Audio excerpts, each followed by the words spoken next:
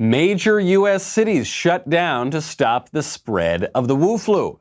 But as we rush to save our lives, is coronavirus killing our Constitution? We will examine the surprising civics lessons of the pandemic. Then, former future Democrat governor of Florida and potential vice president candidate Andrew Gillum is found vomiting in a hotel room with a naked male prostitute and a bunch of meth. We will analyze, as it were, how the press let him off the hook. Finally, DNC chairman Tom Perez illustrates the left's two contradictory takes on religion. All that and more. I'm Michael Knowles. This is The Michael Knowles Show.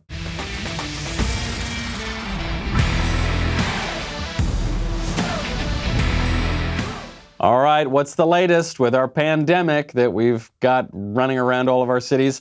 New guidelines out from the Trump administration. The Trump administration is calling this 15 days to slow the spread. Typical stuff in here. So it says stay home if you're sick, stay home if you're old, stay home if you're frail, don't gather in groups of 10 or 20 or 30 people, don't host any mosh pits, don't go to any raves, I mean, kind of what you would expect. But all of that is secondary to the most interesting thing in the document, which is the very first line. The very first line says, listen to and follow the directions of your state and local authorities. Now, if there is a silver lining of the WuFlu amid the death and the economic devastation and, worst of all, the closed bars, very frustrating, if there is to be said some sort of silver lining, it is this. People are learning more about federalism. We'll get to that in 1 second. First, I got to thank our friends over at Legacy Box. I really love these guys. I have had a lot of photos lying around for years now, well over 10 years. And what happens? The photos start to fade, you throw them in a drawer somewhere, you forget about them, you lose them, they disappear, and then that's it. And for relatives who maybe aren't with us anymore, you might have lost every memory of that person.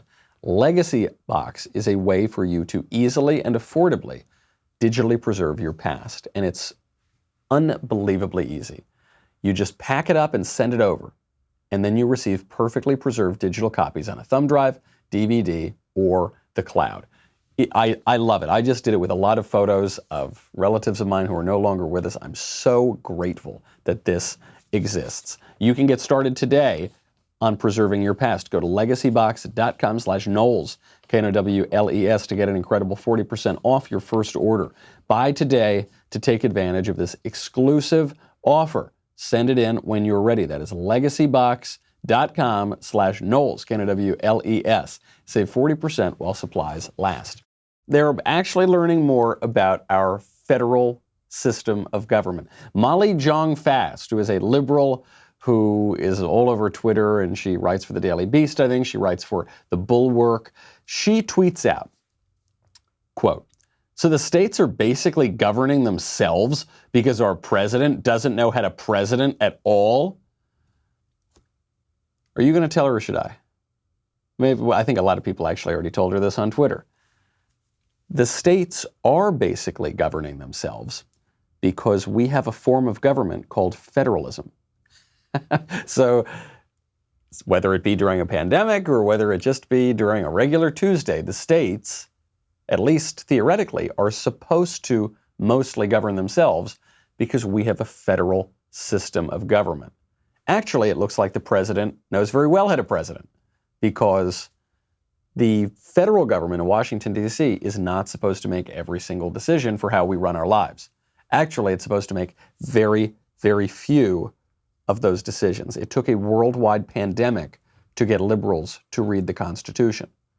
So that's what we're seeing. From the federal level, there actually is some drastic action being taken, right? We saw the last couple days. The Federal Reserve is cutting interest rates. There's a program of quantitative easing that's going to go into effect, which is basically just printing money to help stimulate the economy. President Trump is waiving interest on student loans. There are Small Business Administration loans coming out. There is disaster relief coming out. And now we're seeing that the White House and Congress are talking about a potential $850 billion stimulus package. So a lot of money Or is it $1 million? I guess these days, with the liberals, it doesn't really matter. Million, billion, $1 from Mike Bloomberg, $1 million from Mike Bloomberg. Anyway, some sort of stimulus. It's still in the works. They're going to be talking about it. It's going to put President Trump in a difficult position, though, because he's going to have to attack President Obama's economic policies, and yet it looks like these might be similar things to what we saw in 2008, 2009. Another very important thing from the federal government, the elimination of the payroll tax. A big boost to employees and to employers. That would be very, very good. But most of the decisions that affect our lives, and they're affecting our lives during this pandemic, are coming from the state and local level. Okay? So we're now seeing in Los Angeles, disaster has finally hit because they closed all the bars. So the bars are closed, restaurants are closed, certain shops are closed. I mean, it is pretty weird. That's not what's happening in every town across America. That's just what our schmucky mayor Eric Garcetti decided to do. Eric Garcetti, who has not dealt with the homeless problem once. Homelessness increased 16% during his time in office in just 1 year. But now all of a sudden we're going to shut the bars. That's going to slow the spread of the pandemic. San Francisco putting the whole city on lockdown. Ohio canceling the presidential primaries today. And actually, you saw some disagreement between two branches of government there, because the governor wanted to cancel the primaries and not have people come out and vote. A judge said he did not have the authority to cancel the primaries. And so the governor of Ohio, Mike DeWine, decided just not to open the polling places. So he said, okay, judge, you made your decision, but I can decide whether or not to open these places. And if they're not open, then you can't vote. Is this constitutional? Probably. I don't know if it's legal, but it's probably constitutional. In that, not everything hateful or odious is covered by some provision of the Constitution. The Constitution, at least in theory, is supposed to rein in the power of our federal government, but it actually gives the states and localities a lot of leeway to govern. Actually, this is a big element of a debate going on the right now between the libertarians and the more traditional conservatives. The libertarians are saying, the government can never pass any kind of regulations ever. It's always terrible. It's always unconstitutional. And what the traditional conservatives are looking at is saying, well, actually, maybe the federal government doesn't have the authority to do that, but state and local governments have always had the authority to do that. I mean, just think about the First Amendment. First Amendment says there cannot be an established church in America, right, for the federal government of America. So the liberals interpret that to be a total separation of church and state. But that's not what the framers intended at all. That's not what they meant. How do we know that? Because we know that states had established churches. The federal government was not allowed to, but the states were allowed to. And actually, the reason that the federal government was not allowed to is to permit the states to do just that. So you might agree or disagree with the decisions of the states here, but that's not really a constitutional question. That's more a question of the law of your state or the elected officials that you have put into office. So we got the political update. That's what's going on. It's changing by the minute. We'll keep you posted. The economic update. The global economy could lose between 1.1 and 2.7 trillion dollars as a result of lung pao sickum. That is a lot of money. 1.1 and 2.7 trillion dollars. Okay, and those aren't just numbers floating in the air. That actually affects the lives of people. $2.7 trillion. What's the economy of the United States? I mean, I think the federal budget of the United States is $3.5–4 trillion, something like that. So you're talking about a huge portion of that. Or maybe the budget is a little higher than that because we're always running a deficit. That's another problem with our federal government. But still, you're talking about a huge amount of money with regard to our economy, and that could be gone. I just got a letter in from a listener to the show, from Jennifer. Hi, Michael. I'm a huge fan and wait impatiently for your show. I keep hearing about this mandatory 2-week paid leave by companies employing 50 or more. I work at a hotel on I-40 in Amarillo, Texas. We deal with travelers coming and going literally across our nation. Most hotels, motels do not employ 50 people, and my employer does not offer any paid leave. I, among others, can't afford even 1 day off. We are at extremely high risk to coronavirus. We Clorox wipe as often as possible and use hand sanitizer. What else do you think we can do that wouldn't be off-putting or give guests the wrong idea? Also, what do you think, if anything, should be done to help us during this time? A couple questions in there, so let's get the easy one first. I think that by Cloroxing everything, by having those hotel and motel rooms reek of cleaning supplies, you will put your customers at ease, okay? I know sometimes cleaning supplies smell, you don't want that when you get into a hotel. During a pandemic, you do. That's like the sweetest perfume you can smell. So I think probably that would put the customers at ease. What can be done for people who can't afford to miss work? You are far from alone. This is true for the vast majority of people in this country. They can't afford to miss work. And that's the consequence here that nobody is talking about when it comes to the response to this virus. There are real consequences to hysteria. Everyone's saying better to overreact than underreact. Is that true? Maybe it's true. I'm not so sure about that. Okay, so what's the first consequence of hysteria? People's nerves. People are losing it, man. People are on edge, especially if you look on Twitter, which I don't recommend. People are losing their minds. Also, there are some businesses that are closed now that don't need to be closed. I just saw Pennsylvania is going to close liquor stores. Why are you going to close liquor stores? That doesn't make any sense. Liquor stores are not places where people congregate all the time. This is, it doesn't add up. We will get to the two popular views on the economic front here, but first, we've got to thank our friends over at NetSuite. What do companies like Ring, Hint, and Tecovas all have in common? They all use NetSuite to accelerate their growth. Successful companies know that in order to grow faster, you must have the right tools. NetSuite will give you the visibility and control you need to make the right decisions and grow with confidence. That's why NetSuite customers grow faster than the S&P 500.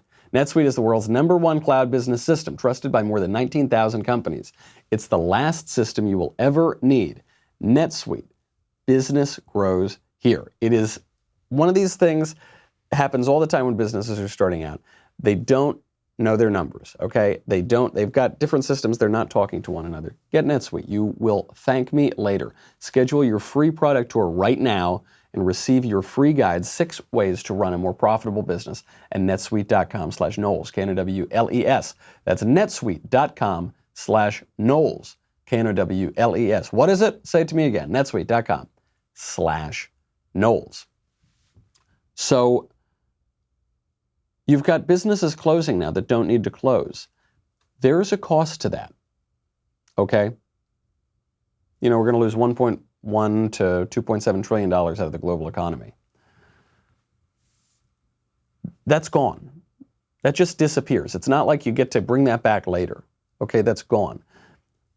All this wealth that we have in this country comes from our ability to produce things. Countries that are very prosperous are prosperous because people are working a lot. They're producing a lot of things. Countries that are not prosperous, it's not just some luck of the draw, whoopsie daisy, most of the time. The reason that they're not prosperous is because they don't have systems in place that allow people to produce things and to work and to make a lot of money. So when you're just sitting on the couch for 2 weeks, there's no way to fix that. There's no magic pill to make that all better. You've got to be producing things. So just to use an easy example, in LA, I have friends who are waiters and waitresses. They're not going to be able to pay their bills.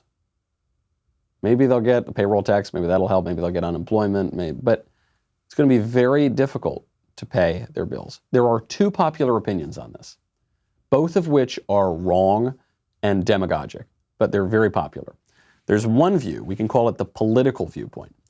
That view is we should pay no attention to any economic questions. We should be willing to shut down everything, grind the entire global economy to a complete halt if it means that it increases our chances of making people healthier by 1% or 0.5% or 0.5%. Forget the economic questions altogether. What monster are you that you would consider economic questions during a natural disaster, during a time of pandemic? Okay, that's the political viewpoint. You're hearing this especially by the people who are getting hysterical online. Then, on the other side, there's what you might call the economic viewpoint. And the economic viewpoint, it basically says, hey, guys, Look, some people are going to get sick, especially old people, especially frail people, but who needs them anyway? Let's not stop the economy at all. Let's just keep things going as usual, and we'll figure it out. It'll be okay. This is what you're seeing happen in places like the Netherlands, where they're basically pursuing the strategy of herd immunity and saying, keep everything going, you'll figure it out. Some people are going to get sick, whatever, too bad. Some people are going to die, even worse, but hey, that's life. We'll figure it out. At least we won't stop producing things. This you might call the economic model. Doesn't view people exactly like people. It views them more as cogs in a machine. No responsibility here to take care of people. Both of those views get it wrong. Why? Because politics is not just politics. Economics is not just economics. This is the problem, especially you see this when you have experts running the economy. Experts running our government, is they only focus on their one area of expertise. They miss the forest for the trees. Politics and economics and other viewpoints tell us about society, about real things, about real men and women. So we want a civilization that views human beings as human beings, full human beings, men and women with dignity, whose lives matter, whose lives cannot just be expended by some cold calculation, right? We also want a civilization. We don't want to descend into chaos. What's going to happen? Let's say they shut down Los Angeles. They completely lock it down. Business is shut down. You're supposed to stay home. How long is that going to last before people start losing it? This is Los Angeles, okay? When the roads get a little wet, when it rains once or twice a year, people lose their minds. There's like violence in the streets, basically. What's going to happen when that city is completely shut down for a week or 2 weeks or 3 weeks? You think people are just going to, okay, that's fine. We'll just stay at home. We'll just watch Netflix. I don't think so. Other cities too. San Francisco, you think it's going to be like that? San Francisco's got public defecation on the best of days. What's going to happen when things start to go haywire? What's going to happen when people can't go to establishments, can't go to coffee shops, can't go to bars, can't go to restaurants, can't go anywhere? They're going to get restless. Idle hands are the devil's playground, all right? And especially in places that already are not the most peaceful all the time. That's not a great thing. So you've got to take that into consideration. And by the way, Europe is not a guarantee of what's going to happen in the United States. I got into a lot of trouble with left-wing blue checkmark Twitter the other day because I said that the United States is not Italy. That's not saying we shouldn't take the Wuhan virus seriously, but it is to say Italy has the oldest population in Europe. They kiss each other when they greet one another, and they haven't had a functioning government since Octavian. It's kind of a flippant way of pointing out there are big cultural differences here. Well, here's another big difference. Europeans are used to being absolutely subservient to their governments, okay? There is at least continental Europe, maybe not the UK. The Anglo-American tradition of liberty, the Anglo-American tradition of not letting the government push you around, tell you what to do all the time, is a very real thing. You don't see that in continental Europe. You do see it here. How long are we going to be on lockdown before some American says like, no, I don't think so. I think I'm going to go out there. Sir, where's your license to walk outside? Yeah, here's my license. Probably lift up one of their fingers. Okay, there is an attitude in the United States that does not like to be pushed around by our government. You've got to take that into consideration as well. Okay, right now it's considered impolite to talk about economics. The reason for that is there is no political cost to overreaction. There's going to be a massive cost, right? People are going to lose their jobs. They're going to lose their livelihoods. Who knows? Very easily, someone could be harmed or die as a result of this. Perfectly simple to consider. Someone can't get the services that they need, that they rely on every single day, but because of the disruption to the global economy, they're not able to get it. So even just in terms of life or death, certainly that could be a consequence, but there will be no political cost to that. If you are a mayor or a governor of a state, or the president of the United States for that matter, all the political cost is on underreaction because you get all the negative headlines of 20,000 people died, 25,000 people died. And it doesn't matter if you could point to it and say, that's fewer people than died from the flu. That won't matter. The headlines will be there. And so you've got every incentive to overreact. But the headline will never be, the economy ground to a halt, because guess what? The economy around the world ground to a halt. You say, of course, we had to do that to save lives, and you can't prove a negative, so that will be a successful political argument.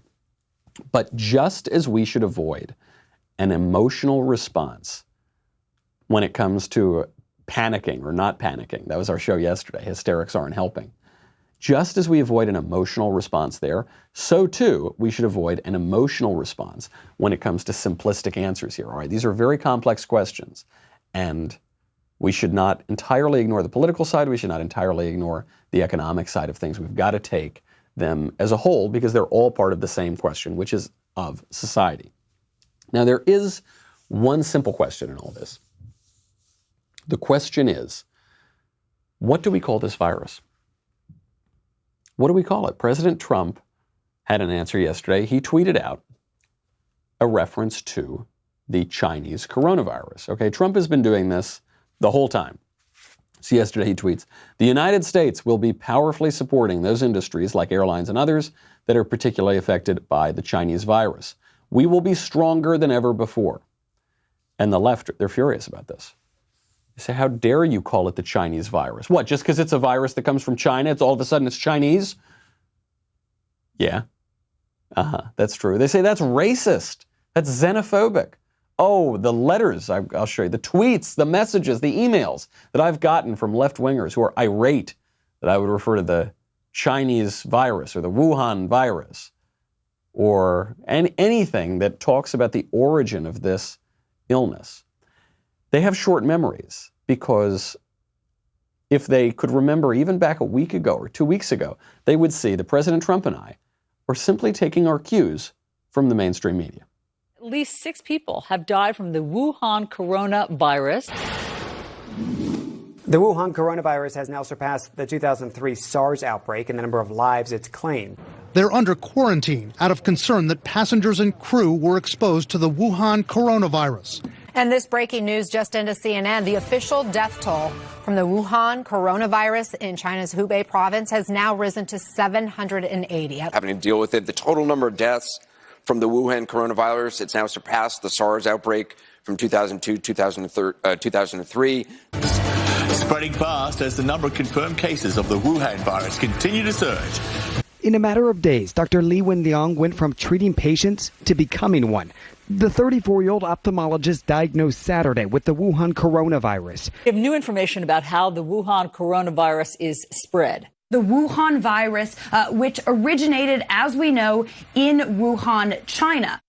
Just in case the name Wuhan virus didn't give you an idea of where it's from Wuhan, China. I could play another 10 minutes of that montage, okay?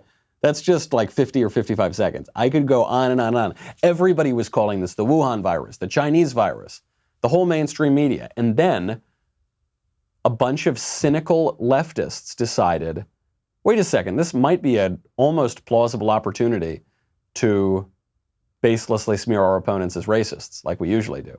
You know, because it's almost plausible because it involves a location, and locations can sometimes imply race. And so anyway, you're all a bunch of racists. They don't even remember that 2 weeks ago they were all doing this. Forget the Spanish flu, the Ebola, the West Nile virus. Forget all of that. They themselves on CNN, on NPR, and all of these stations were doing it just a couple weeks ago. New York Times, and now those very same outlets are saying it's racist and bigoted and terrible. Really pathetic stuff, guys.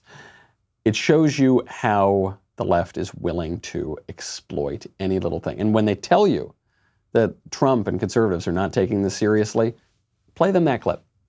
Who's not taking this seriously? I think we're taking it very seriously. I think we're taking it much more seriously than the left. We've got to get to Andrew Gillum. Speaking of unserious people and speaking of sick stuff, we'll get to Andrew Gillum, who was found hurling in a hotel room next to a naked male prostitute surrounded by a bunch of meth. Probably just a coincidence, probably just an accident. We'll get to that in 1 second. First, take one quick question from a listener from KC. Michael, can you do an impression of your sweet little Elisa? I need to smile this morning. No! Okay, let's go to the Daily Wire website. Let's get out of Facebook and YouTube. We've got a whole lot more to get to, but we'll have to take a quick break. It's 2020. We've only just begun what is bound to be the most insane year for news since the last presidential election. That time we didn't even have a global pandemic. Now more than ever is the time you need to be a Daily Wire subscriber. Right now you can receive 10% off any plan when using promo code Knowles, Knowles. That's 10% off all those wonderful things you get. Me, Ben, Drew, Matt Walsh, all access, Q&As, you get everything. 10% off all of that when you use promo code Knowles, Knowles. So head on over to dailywire.com and come join the fun. dailywire.com, we'll be right back.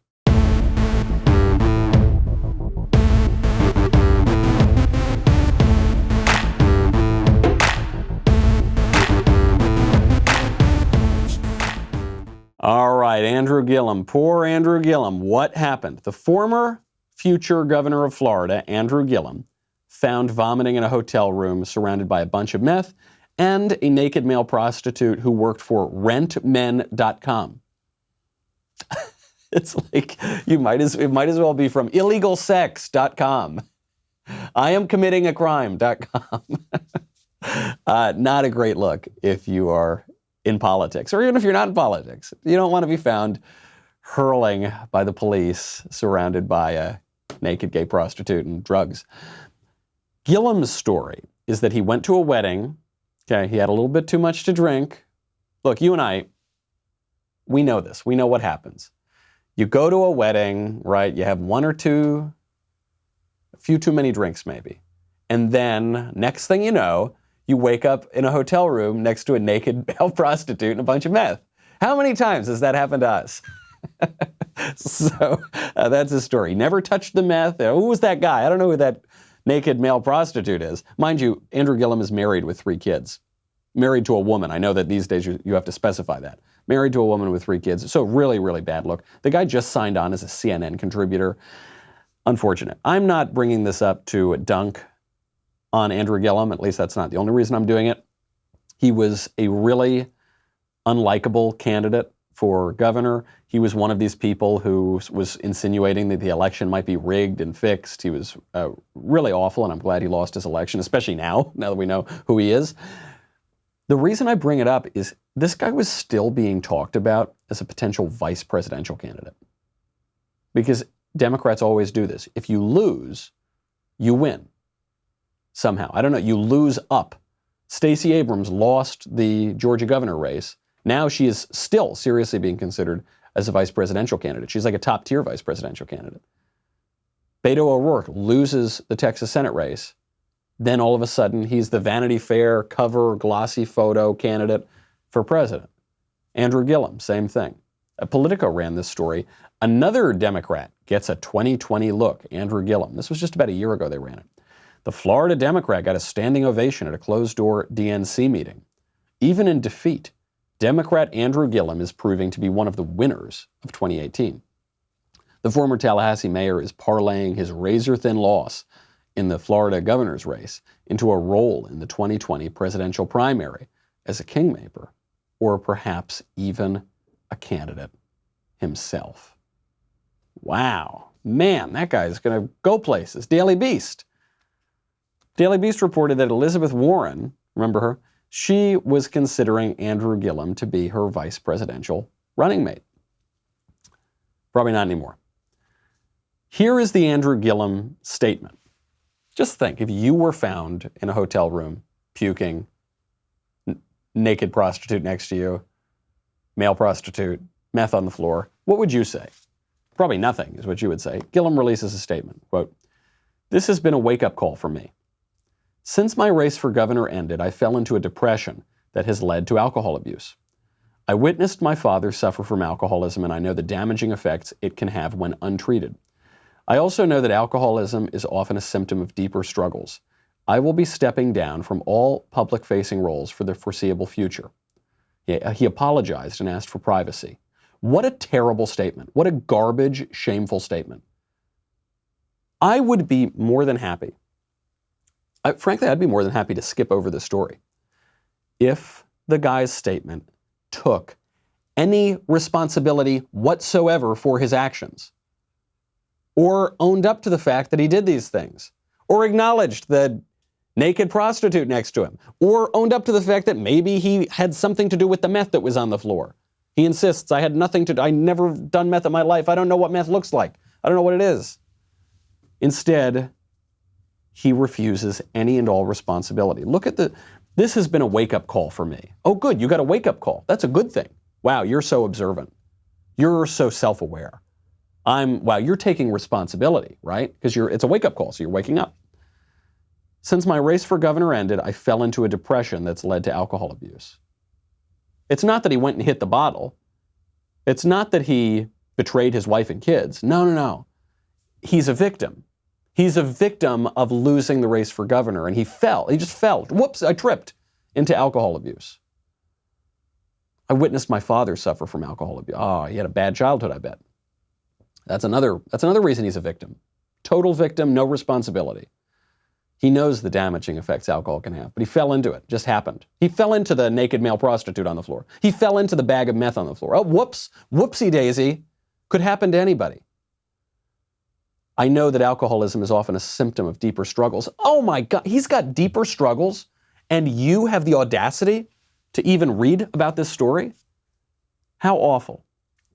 I know people, I've got family members and friends who have struggled with addiction and alcohol. It is a disease, right? That aspect of it is true. It is something that at a certain point you really don't have a lot of control over, that you're being pulled by this compulsion. It's very hard to get out of it. Right. That doesn't mean that you have no responsibility. And I don't know if Andrew Gillum's an alcoholic. He might have just picked up was he an alcoholic when he called up rentmen.com? Was he in a drunken stupor when he did that? Or did he pre-plan that? Was that maybe a little more thought out? Was that a little more methodical? You can't just blame all of your problems on somebody else. You have to take some responsibility. This is what we want in our public servants, right? The buck stops here. The guy ran for governor of Florida, and he is caught in about as bad a sex scandal as you can be caught in. And he just tries, it was my father's fault. It was the alcohol's fault. I'm struggling. It was my struggle's fault. Give me a break, dude. Good grief. So the other side of this, by the way, is the mainstream media won't talk about it. Have you heard of the Andrew Gillum story? Maybe you saw something passing on the internet, Facebook or Twitter or something, but not a lot. This is not getting wall-to-wall coverage. If that had been a Republican, could you imagine? And if a Republican had given that kind of statement, if a Republican gave that kind of statement, I would be attacking him just as much as I'm attacking Andrew Gillum. It's so repulsive not to take any responsibility for your actions. But I guess that's the left. Being a leftist means never having to say you're sorry. Another left-winger who is playing some really cynical politics is Tom Perez, the chairman of the Democratic National Committee. And I bring it up because it shows you something. I don't think he meant to show us this, but it shows you two contradictory strategies that the left has right now on religion. Religion is a really tough topic for the left because the left ideologically is atheistic. I'm not saying everyone who calls himself a left-winger is necessarily an atheist. I'm not saying every Democrat is necessarily an atheist. But the logical conclusion of leftism is atheism. That's what we're seeing today. So you see this in particular on an issue like abortion. For years and years, the Democratic Party had a lot of pro-life people in it. Then, starting a few decades ago with Mario Cuomo, the governor of New York, whose son is now the governor of New York, Mario Cuomo came up with this really, really cynical but brilliant strategy for Catholics and other faithful people on the question of abortion, when really their religion is leftism, but they want to at least pretend to be Catholics in public. So how do you do that on the issue of abortion? Abortion is kind of the dividing line. If you support abortion, you can't be a Catholic. We'll get to that in a second. But if you oppose abortion, you can't be a leftist. And this has been building for a long time. So what Mario Cuomo came up with was, he said, listen, I am personally against abortion, but publicly I'm for abortion. I said, what, like you're two different people? What does that mean? No, personally, I oppose abortion in my secret heart.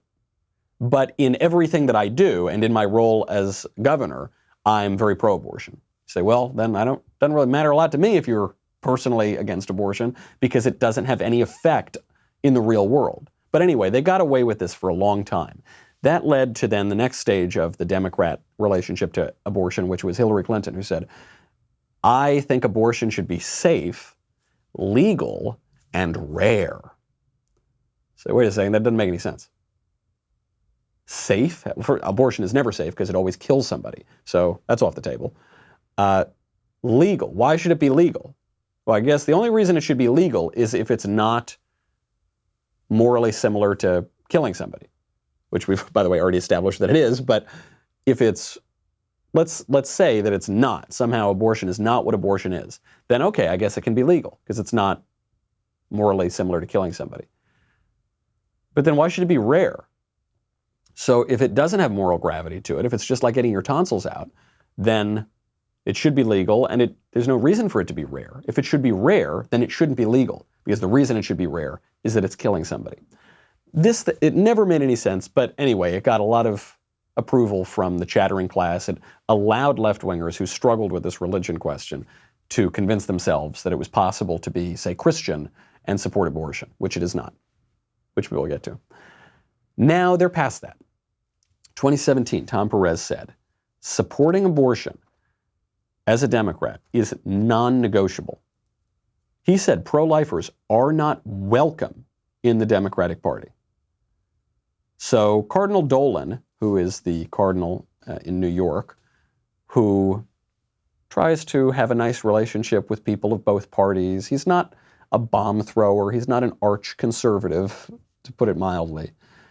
Cardinal Dolan comes out and says, quote, it saddens me that Democrats are considering this non-negotiable. It saddens me and weakens the democracy millions of Americans cherish when the party that once embraced Catholics now slams the door on us. Right? Dolan's saying you can't, even Cardinal Dolan is saying you can't be Catholic and support abortion. So then Tom Perez comes back with a zinger. He just says, quote, well, actually, the majority of Catholics voted for Democrats in 2016. So apparently the cardinal may not understand that Matthew 25 is a pretty important teaching. And Matthew 25 says, you know, when you were hungry, I fed you. When you were naked, I provided you with clothing. When you were an immigrant, I welcomed you. I think one of the reasons why so many people are moving away from Donald Trump is that he's abandoned all those values. First of all, Catholics didn't vote for Hillary in 2016. The vote was split. It's 50-50. I'm ashamed to say that too, but she didn't win Catholics. Second of all, it's a kind of a loose translation of Matthew 25. That might be the authorized Tom Perez version of Matthew 25, but he leaves out the very next line. So also in Matthew 25, what he leaves out is, and the king will answer them, truly I say to you, as you did it to one of the least of these my brethren, you did it to me. That could be the abortion line of all of Scripture. As you did it to the least of these my brethren, the smallest, the quietest, the ones without a voice, the most vulnerable, you did it to me. It's almost comical. If it weren't so dark, it would be really funny that the chapter of Scripture that Tom Perez chooses to cite as evidence that abortion doesn't matter and, you know, you can be pro-abortion and really Democrats are super Christian or something, is the chapter that includes that verse. As you did it to the least of these my brethren, you did it to me. It shows you two different ways to go, two different ways that the Democrats are trying to deal with religion. Democrats have become more brazenly leftist and atheist over the last couple decades. And the two responses to this are the boo strategy and the Buttigieg strategy. Those are the two responses to religion. The boo strategy is actually the honest one. That one is being honest about atheism, and it comes from when the Democrats booed God at their national convention. So Antonio Villaraigosa was chairing this session at the Democratic National Convention. They were going to add in an amendment that referred to people's God-given potential, and this was controversial because they had previously taken out the phrase God-given. Then that was a big hullabaloo, didn't play very well in Peoria. So the Democrats added back in the language, God-given. Antonio Villaraigosa at the DNC says, all right, we're going to add it in. This is going to be a simple voice vote. Say yay, yay. Say nay. Nobody was going to say nay. It was going to be easy to put in. Except the Democrats at their convention did not want to add in God. Is there any further discussion? Hearing none, the matter requires a 2/3 vote in the affirmative. All those delegates in favor say aye. All those delegates opposed say no. In the opinion of the... Let me do that again. All of those delegates in favor say aye. All those delegates opposed say no. Okay, so it's a little awkward, isn't it? Because he thought this was going to be very easy. And Antonio Villaraigosa, I actually know him. He and I did a TV show together here in Los Angeles. And he's a nice guy. He's a kind of normal Democrat, as much as a Democrat can be normal at the party leadership in this day and age. But he's kind of, look, he wanted, I know, he went in there thinking, all right, this will be 2 seconds. This will be really easy. We'll get out of there. Okay. I know, okay, we're good to go. Except that's not what happened. The no's seemed to carry it. So he doesn't know what to do. So he goes again to the vote. I guess...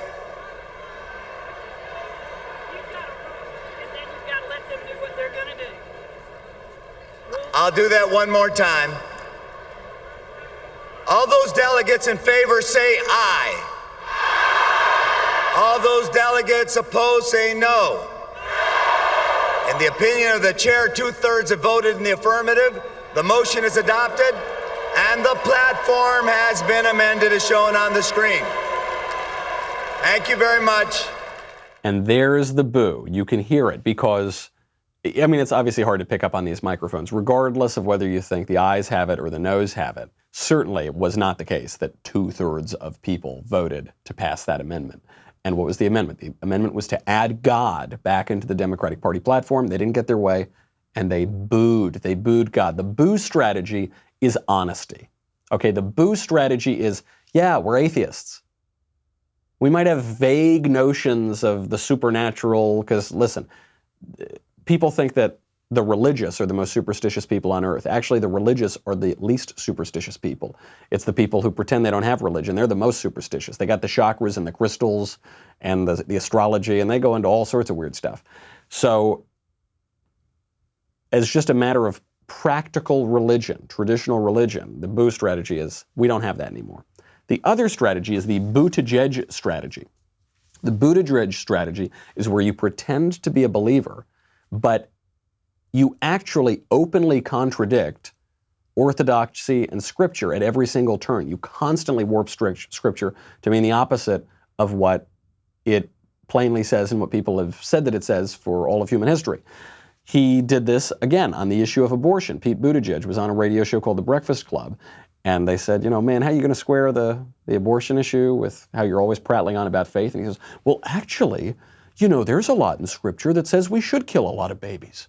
Now, right now, they hold everybody in line with this one kind of piece of doctrine about abortion, right? Which is obviously a tough issue for a lot of people to think through morally. Then again, you know, there's a lot of parts of the Bible that talk about how life begins with breath. And so even that is something that we can interpret differently. And I'm pro-choice. Take up, me too. Yeah. But I think no matter where you think about the kind of cosmic question of how life begins, most Americans can get on the board with the idea of, all right, I might draw the line here, you might draw the line there. But the most important thing is the person who should be drawing the line is the woman making the decision. Absolutely. Wow. I'm so glad that guy went nowhere. I'm so glad he's out of the race. I love it. He says, look, we might disagree on abortion, but what we should at least agree on is that we should have abortion. We can all agree on that we should have abortion, even if we disagree on abortion. Look, there's lots of parts of the Bible that say that it's great to kill babies. No, there aren't, Buster. maybe crack that spine open again and give it another read. So anyway, that's what Tom Perez is doing here. He's twisting a chapter of gospel to pretend that it supports his modernist atheist political ideology, and then he leaves out the punchline because it contradicts the very point that he's trying to make. Let's make this very simple. Some questions are very complicated, like questions of public health and the global economy and pandemics. Some questions are very simple. A Christian cannot support abortion. It is not possible. Cannot do it. A Christian cannot vote for a political candidate who supports abortion if there is an alternative. It's a sin to do so. The Catholic Church has always been very clear about this, and most other churches have too. Most other denominations, most other groups of believers have felt that way. The Buttigieg-Perez strategy is to just confuse the issue, right? To say, well, it's really complicated. It's not. Some issues are complicated, some issues are simple. Actually, by the way, before we go, the same is true of socialism. I know now that's considered very complicated.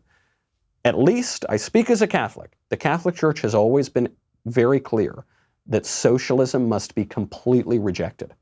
Okay, the Catechism of the Catholic Church says, the Church has rejected the totalitarian and atheistic ideologies associated in modern times with communism or socialism. Regulating the economy solely by centralized planning perverts the basis of social bonds. Doesn't mean the Church wants no regulation at all, but nobody is supporting no regulation at all in mainstream politics. There are people openly supporting socialism, some of whom are still running for president. That's what the left is doing here. For over a century, popes have called socialism a wicked confederacy, a pest, a plague that must be utterly opposed and rejected. Democrats try to confuse this issue. They take one or two verses out of context. It is not unclear. It is a simple question. Christians cannot be socialists, all right? The left is going to try to confuse a lot of things. They do this all of the time. This is why it's very important to look at these issues clearly, not to be pulled away with emotion. I think this is the big theme of coronavirus. Forget about the theme of the 2020 campaign. It's the theme of this pandemic. It's the theme of the times we're living in right now. There are a lot of people who are trying to emotionally manipulate you into making bad decisions, into panicking, into becoming hysterical, into sentimentality. Don't do it. This is not the time. An important election or a global pandemic, this is not the time to abandon your faculties of reason. This is when you must be most vigilant in using those faculties that you've got. Okay, we've got a lot more to get to. We'll have to do it tomorrow. Hopefully we won't be quarantined tomorrow, because until Mayor Garcetti drags me out of my studio, I will be here with you. In the meantime, I'm Michael Knowles. This is The Michael Knowles Show. See you then.